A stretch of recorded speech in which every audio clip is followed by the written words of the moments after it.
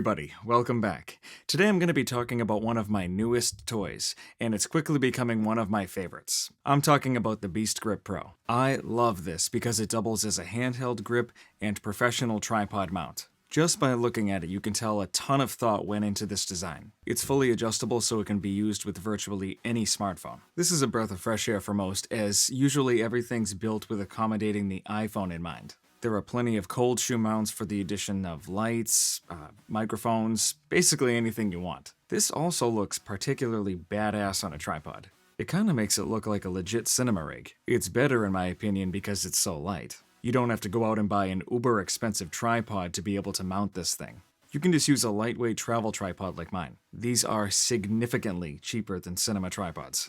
You're also not locked into the BeastGrip ecosystem by purchasing this. If you use Moment like myself, you can use your case, any third-party lenses, on this rig. I wish all companies would do this because exclusivity is more of a pain in the ass than anything. Now, on to where this thing really shines. This is the best rig I've used for shooting handheld. It gives me just the right amount of camera shake. Like I've said before, just holding your iPhone in your hands to shoot is fine for home movies, but not so much for film. Even when I want my footage to be very shaky, I still use this just to decrease the fear of me dropping my phone. That's an expensive drop, so best to do everything you can to try to avoid that. There's a nice custom mold on the right side for your fingers to rest in, and a tiny cage-like opening on the left for your other hand to rest in. Even without a strap, I would have to deliberately try to drop this thing. I also have a little trick to stabilize your footage while using this, and I'm going to go over that in a future video. Now that you know what this thing can do, I want to go over why you would use this. I know I've said in previous videos that the key to cinematic looking footage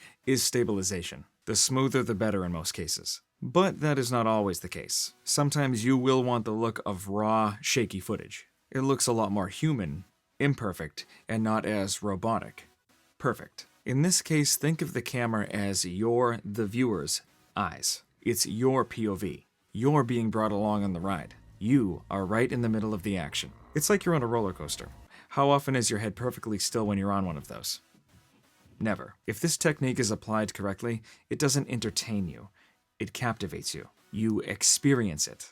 That is the power of cinema. This is something you can't get from a Broadway theater, no matter what seat you're in. Though I love the stage, this is why film is my favorite. One of my favorite quotes that I learned in school is the power of cinema is perspective. Thanks, Al. Just watch Jaws and you'll understand. Now that you know this, watch for this next time you watch a movie or play a game. This technique is used all the time. You just don't notice it because you've been hijacked by the camera. You're mentally in the movie, so you're not paying attention to how it isn't perfectly smooth or cinematic. Now, there are varying levels of handheld. That depends on the situation, the environment, many different factors. Most importantly, it depends on the emotions you want to invoke in the audience. Just think of how you would feel if you were in the situation at hand. What would you be thinking? What would you be doing? That will tell you how the camera should move. And that's the video, everybody. Thank you so much for watching. As always, like, comment, subscribe, ring the bell to get notified every time a new video comes out, and I'll see you in the next one. Thanks. Yeah, I wanna run off and fly.